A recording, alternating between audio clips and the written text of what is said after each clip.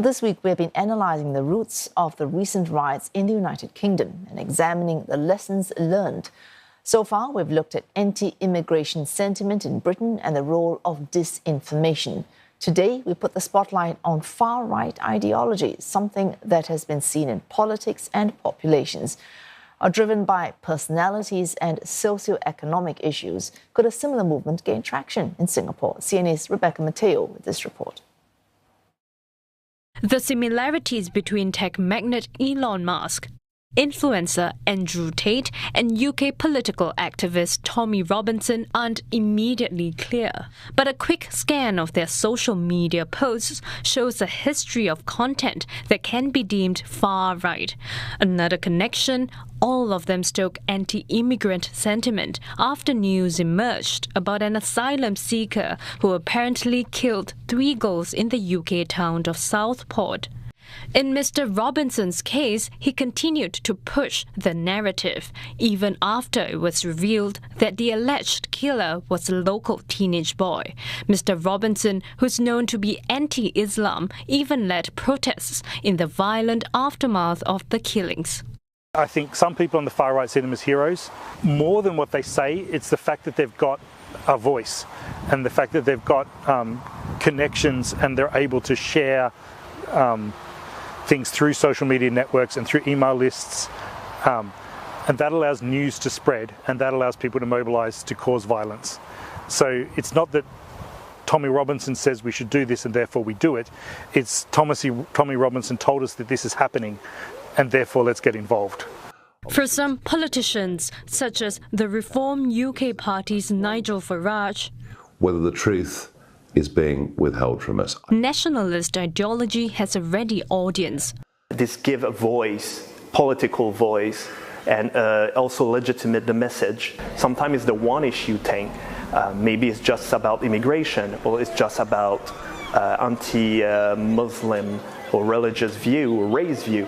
It start with one issue, and after that it open a little bit bigger, bringing families and people that were not really committed or not really inside of this group, but seeing this movement as a part to going towards the good direction. According to UK political watchers, the far-right movement there has roots in fascism. Over time, these have evolved to address more modern issues, but traits like opposition to liberal values, national glory, and sometimes violence have remained. When things come to a head, communities like this one in Liverpool have to pick up the pieces. In what was a rare bright spot, residents of various backgrounds came together to clean up after the rioting and reassure minorities of their safety. City officials also put aside political differences to condemn the violence as racist and criminal. We were really keen to come together across the political parties and actually show that there's much more that unites us than divides us. And whilst we might have different political views, we might represent different communities in different parts of the city, at the end of the day, we all strongly believe in democracy. Singapore has not been spared from radical ideology brought on by the pervasiveness of the internet. In fact, 2 cases in recent years were linked to far-right extremism.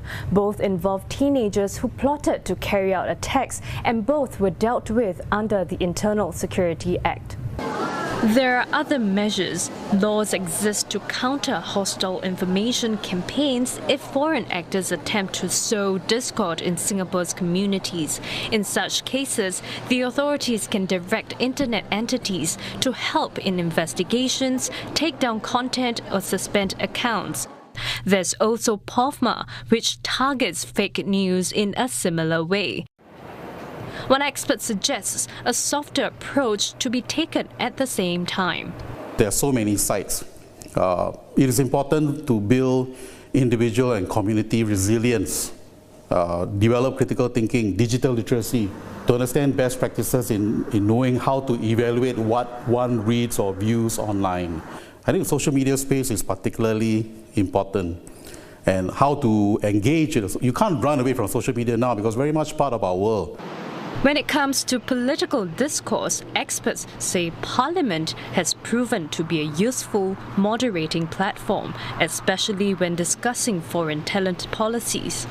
when such issues, potentially sensitive issues, are discussed in Parliament, it is important that the debates are conducted constructively, in a way that is respectful, in a way that comes up with potential solutions that are actionable, implementable in the context of our globalized, diverse, multicultural society.